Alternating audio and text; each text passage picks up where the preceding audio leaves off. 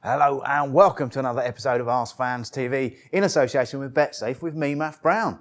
So, the international break is over and we have got a top-notch guest for you. It's the banter expert for Match of the Day and Liverpool legend, the one and only Mark Lawrenson. Mark, welcome. Thanks very much for coming to AskFans TV. No worries. Pleasure to meet you. All right, let's talk about the football side of things, obviously. That's what you're here to do. Liverpool at the moment. Over to you, yeah. I mean, Jurgen Klopp, for me, I'm very excited to have these managers in the Premier League at the moment. Jurgen is a very exciting manager. Yeah. Is he the right man? Yeah.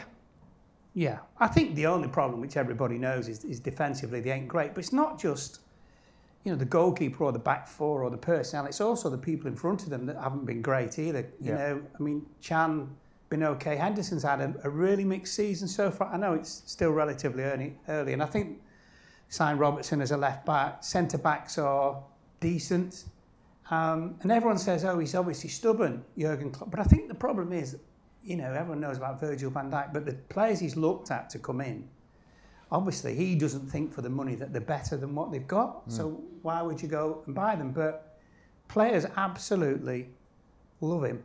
Yeah. And I remember when Benteke was still there before he went to Palace. And he did a great interview in one of the papers, and they said, "What about Jurgen Klopp?" And Klopp had only been there 3 or 4 months. He said, he's your mate. He said, but you know what? He's not your best mate. Right. And I thought that was a really good thing to say. And you can see that in him. And there's a bit of mad in there, isn't there? Yeah, definitely. Oh, there's definitely a bit of mad professor. Yeah. But I worked quite a bit for LFC TV, and Pete, one of the presenters, told me a great story that Klopp had only been there 2 months. And LFC TV had a Christmas party at Aintree. Right. So they invited him. And it was a sit-down job. And he went, no, he said, I'm not doing the sit-down job. He said, I'm a little bit busy. I've only been here 2 months. But I'll come and Pete can interview me for 15 minutes. Right. Which Pete did and all that kind of stuff. And Pete's last question to him was, do you think, he said, albeit you've only been here 2.5 months, do you think you're a Scouser? And Klopp went, I know I'm a Scouser. Yeah. Pete said, why is that? He said, because I've got a purple wheelie bin. I mean, what a fantastic answer. Because obviously you can't have red and you can't have blue on this, and he just went, I've got a purple wheelie bin. Yeah. And that's just the way that he is. A friend of mine still works there doing the job that I used to do in the analysis side of things, and he said that Klopp's sort of main philosophies are just do the simple things well. And I think that's football. Just putting that across. Yeah. It's so simple, isn't it? It's amazing if you pass to each other what happens, isn't it, football? Of course, yeah. But the other thing about him as well is that with the LFC TV boys, they've got a little room at Melwood at the training ground, and he goes in there as a fag. Right. Right. So he goes in, but he doesn't just go in and have a fag. He'll go in with his cigarette, and he'll say, he hasn't met you before, what's your name? And he introduces himself to them like as if they didn't know. Then he goes in, he says, do you mind having a smoke? And they go, no, do what you want. Yeah. I'll just open the window just in case. He's just a proper bloke. Yeah. So, it must be a happy training ground to have him around. Yeah. Melwood must be. Yeah, not very healthy in that room, but yeah. Well, that's true, yeah. There's a little bit apparently damages your health. That's all the smoke, second-hand smoke. There you go. So Coutinho then, obviously you're kicking up some fuss in the summer. Do you think he'll go in January? Question. I would have sold him in the summer. Yeah. I just think, if you're getting 120 million for a footballer, I would take it because he can fall over tomorrow. I mean, there's a couple been injured, and Mustafi's out for a while, isn't he? Got injured and playing for Germany, and Fellaini. So it's obviously playing football. That is the problem, and I would have sold him. Yeah. But I think FSG, which obviously owned the club, I think they thought that it was too late. Right. In terms of trying to get somebody else in, and also prices had gone mad. Yeah. If maybe they'd been offered that money in June, but I mean, Neymar was a key and he hadn't gone. But if they had been offered that money in June and just said, you know what, give us 2 weeks and we'll sell him to you, but keep it quiet, and they could have gone and maybe bought 2 or 3 players to replace him. Yeah, go and find someone. I think he'll go. It's what you say, January, possibly. I don't know. Yeah. Why not? Yeah, I suppose in the modern day, that's definitely acceptable, isn't it? But going back to your time... And treble your wages? Yeah, of course. You're not going to say no to that, are you? Well, going back to my time, I never knew, but when Ian went to Juventus, they wanted me to go with him. Oh, right. But they never told me until I signed a new contract at Liverpool. Oh. Dirty, rotten scoundrel. Would you have gone? Yeah. Yeah, too right, yeah. Never got injured, Rushy. Yeah. Never, ever, ever got injured. Yeah. And when he used to tackle him in training, he was bony. Yeah.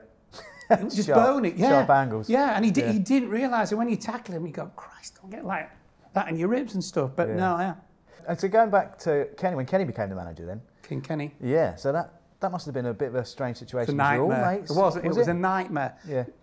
my garden and his garden used to back on. So there was him, me, Hansen, Ronnie Whelan, all live within 300 yards of each other. So we took it in turns to drive into Melwood every day. Yeah. And all of a sudden, when he became manager, it just went, shoo, great big hatchet. And he was a nightmare because lived in Southport, still live in Southport, and it's like a little village.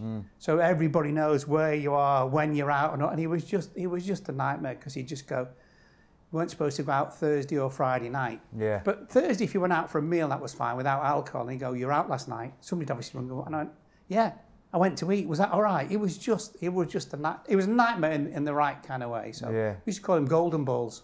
Right. It's just everything that needed to happen happened to him. Yeah, I don't think wrong at all. Best player I ever played with. Yeah, well, I'm not surprised. Yeah, was he? Did he do team talks? Was he a coach? Has any thoughts? I couldn't speak English.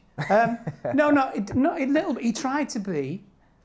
He tried to be a little more kind of professional, which sounds terrible on the other guys, but we weren't. We didn't really need to be professional because we just had really, really good players. But he tried to be a little bit more professional, and we never had a physio. No. We never had a physio until Kenny came, and there was this guy called Paul Chadwick who had a practice in Formby, 10 miles away from the ground. So we employed him part-time.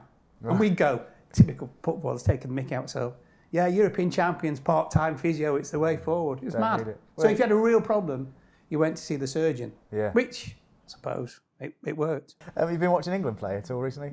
Rather not. No, well, as an Englishman, I agree with you. They're all take the dog out for a walk. It's hard work, England, isn't it? listen, England always qualify.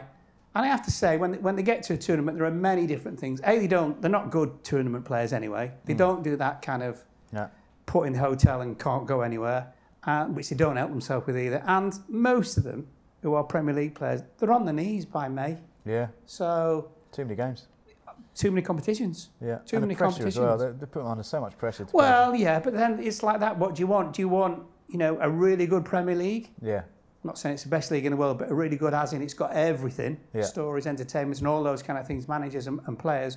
Or do you want a good England team? The other thing is, if you go to England games, and I've been to loads, they're not Arsenal, Chelsea, Man United, Liverpool fans. No. You see all the banners, Halifax, Fleetwood, Grimsby, and it's just a completely different set of supporters. Yeah, yeah, and I don't think it's necessarily a bad thing that the expectation is completely zero at the moment.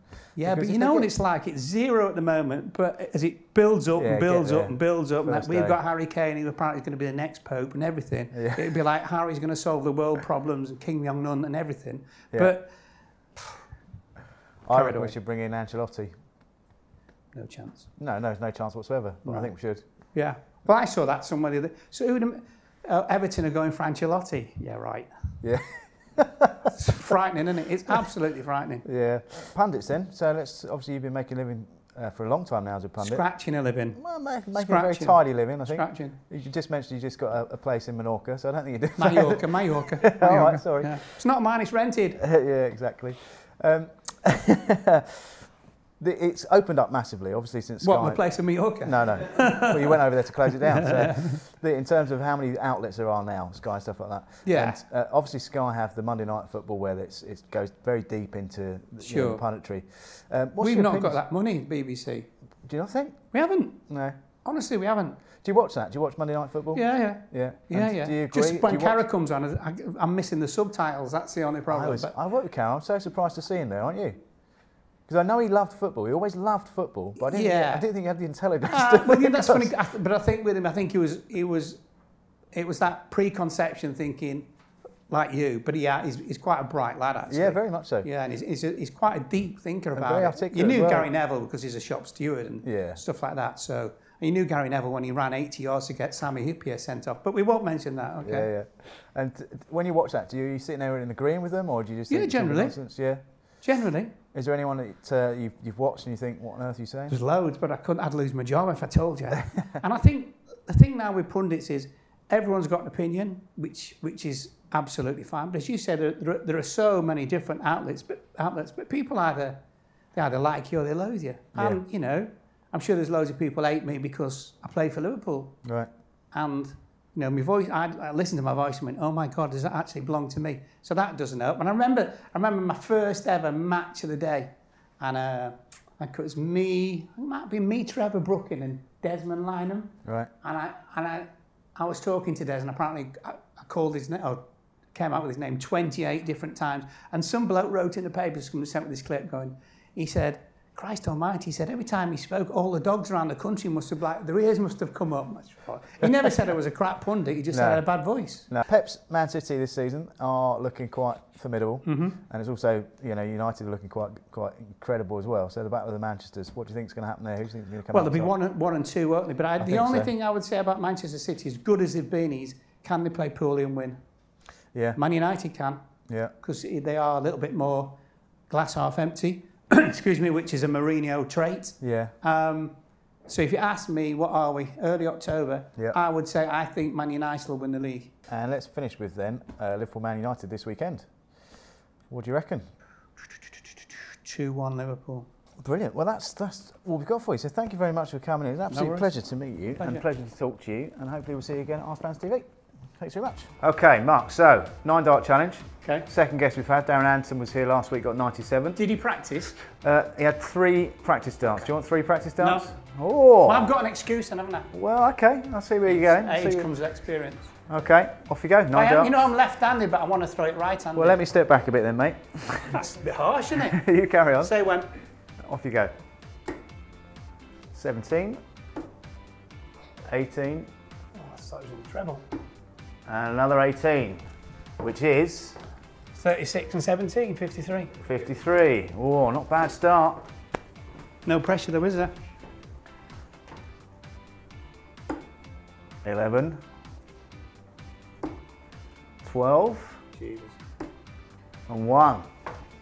After the Lord Mayor's show. 20 to beat Anderson. 20 to beat Anderson. Did he not like get an injury when he was doing this? Oh, he took home a speedboat, mate.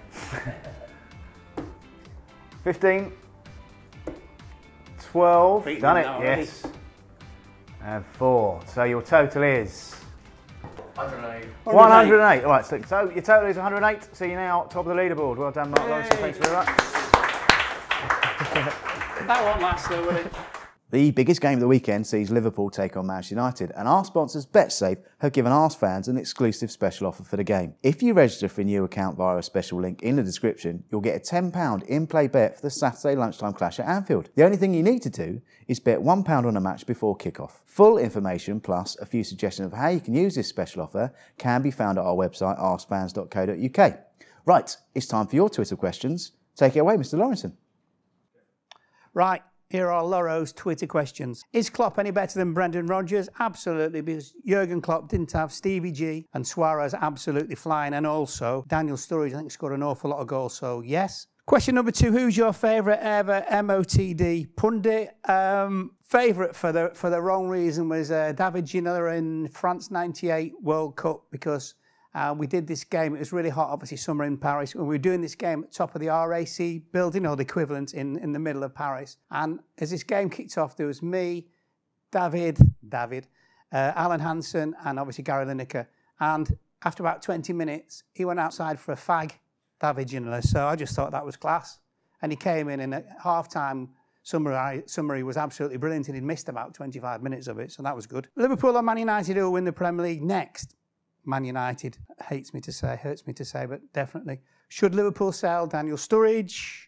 Only if they've got a replacement. What's the funniest gaffe you've ever been involved with on live TV? Well, I think it was my own. And we were doing, I think it was a season before last, FA Cup, and it was late at night. Match of the Day's film live, as not too many people seem to know, but it was a roundup of the FA Cup. There was loads of games, and Gabby Logan was in charge. It was me and Trevor Sinclair. And it was, Everton came on and they played a low league team, Dagenham and Redbridge or something. So they used a few of the reserves. But I was thinking, what shall I talk about? And Gabby just said to me, I'll just ask you one question. So just one question. So I looked at her and she looked at me, and I'm still thinking, what shall I say? And Morales was playing, who hadn't played many games, and Pienaar. And I said, oh, well, you know what? Actually, I thought Penis was absolutely fantastic. And she just looked at me, and I looked at her. And don't forget to say, she's got her earpiece in, I've got her earpiece in, and she was just absolutely, totally in bulk. And you know what? Sometimes it's good to make a mistake. And I'd asked you another one, but it's just gone off my screen. What's the thing? How much would you be worth at your peak in today's transfer market? I've no idea. All I know is when I left Brighton in 1981 to sign for Liverpool, I was the 3rd highest transfer fee ever after Trevor Francis, first £1 million player. Then there was a guy called Steve Daly, and you're all kind of thinking, who the hell was Steve Daly? Midfield player, played for Wolves, went to Man City, and I went for 900 grand from Brighton to Liverpool. But, and it's a big but this, VAT was 12% at the time, so my claim is I was over £1 million. So I don't know. I've absolutely no idea. It's not something you could say, is it? So we shall see. You've got some stick for predicting lots of West Ham losses, so I can pretend. I know I'm in London here. Do you not rate them? You know what? I've now become a cult hero. Well, I think the bloke said cult the other week to me. And the reason is because I did a few pieces for West Ham TV, and I just said to them, I don't even look at the league table as in my predictions for the league table, and I just, just kept saying, well, I think they might get beat, they might do this, whatever. But I don't particularly hate anybody, to be honest with you. And hate's a funny word, and I keep saying that to my kids. Our Premier League players today, what's your ultimate five-a-side team? Dead easy. Best 5 strikers in the Premier League. So you've got to go Aguero, Kane, Morata would get in there, wouldn't he? Who else am I thinking at the top level? I put Coutinho in. So what's that, 4? I don't want a goalkeeper, just have a rush goalkeeper. So I need another striker, 4. What's your other teams? All right, let's go Sanchez. So that's my team. They beat anybody. Okay, Mark Lawrenson is going to take on a fan at Table Football, all whilst trying to answer his questions. It's time for Fan versus Legend. Take it away, guys.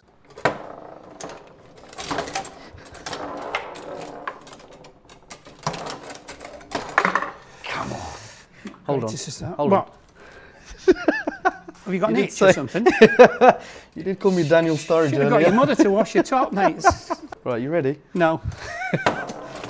Oh, my goodness me. It's a bad excuse. So I was going to say, do you think we'll ever get back the glory days?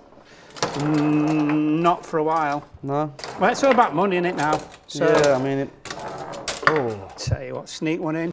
I think it's become way too competitive now, and well, I think generally, if you look at most of the leagues, there's the odd exception, and the lower leagues is that if you look at the tables generally, it's the wage bills. I think Neymar played a massive part about the whole transfer market. He's completely knackered it. Yeah, I mean, I don't think Coutinho would get that money again. What do you think? Yeah, I do. You think? Yeah, I think they're not going to go down. They don't go down, do they? I just think that this transfer market was. Get in. To each. This is the decider. I think the transfer market was based around Coutinho a little bit too much. Well, sorry, not Coutinho, Neymar. That's unfortunate for you. Look, well done. Don't you feel sorry for me, 60-year-old with glasses, and I won 3-2. Good to meet you. Yeah, Mark. Yeah. Pleasure. And you got beat. Do you remember you got beat? 3-2. Yeah. And it's on film. But it's hey, by the way, as I gave you the red team. So. But don't be embarrassed, honestly. Just don't be embarrassed. I'm sure you've got one of these at home. Just like the darts board. Darts board, yeah, right. I've got a bar. Cheers. That's it from us for another week, and thanks for tuning in. We hope you enjoyed the show, and once again, thanks to Mark Lawrenson for joining us with some excellent insights. Don't forget to make the most of BetSafe's AskFan exclusive offer this weekend, while there's loads more to enjoy at our website, askfans.co.uk, including some extra bits from this week's special guest. Remember, if the gambling gets too much, stop. Be gamble aware. See you next week.